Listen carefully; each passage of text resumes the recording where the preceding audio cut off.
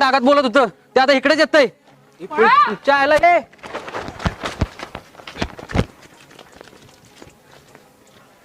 मी तर काय केलं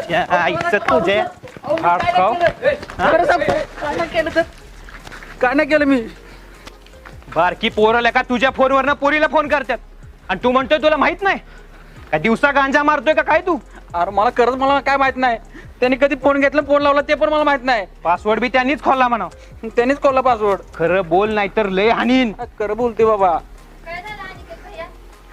लाज नाही वाटत विचारायला? हा मैत्रिणीचा फोन कोणाला बी देतेस होय? चल तुझ्या घरी तुझ्या आई बापालाच विचारतो कसलं वळण लावलंय ते. कसं आहे अनिकेत, पोरं चुकली मान्य, पण इथं तमाशा नको. काय तमाशा नको? काय तमाशा नको?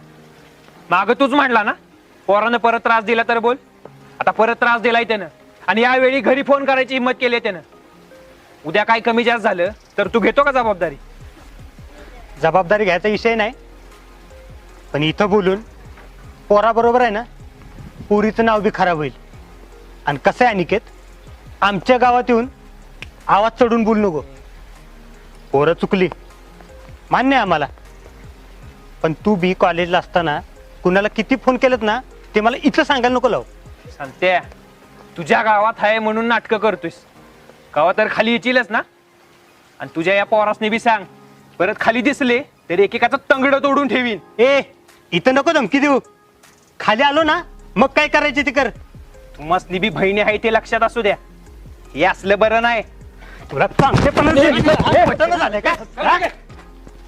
सांगत्या त्याला मारायच्या आधी आपल्या पोरसनी वळण लावा. अरे त्याच्या बहिणीचा प्रश्न आहे, त्याचा अधिकाराचा विचारायचा.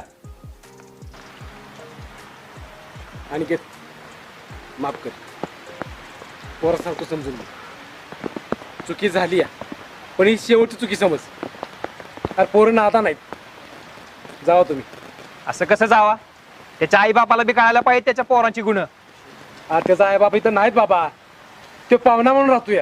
पोरग 10वीला आहे, हुशार आहे. वर्ष वाया जायला नको म्हणून सांगतोय मी. हुशार आहे तर शाळेत अभ्यास कर म्हणाव. बाहेर दिसला ना तर कुत्र्यागत हानीन.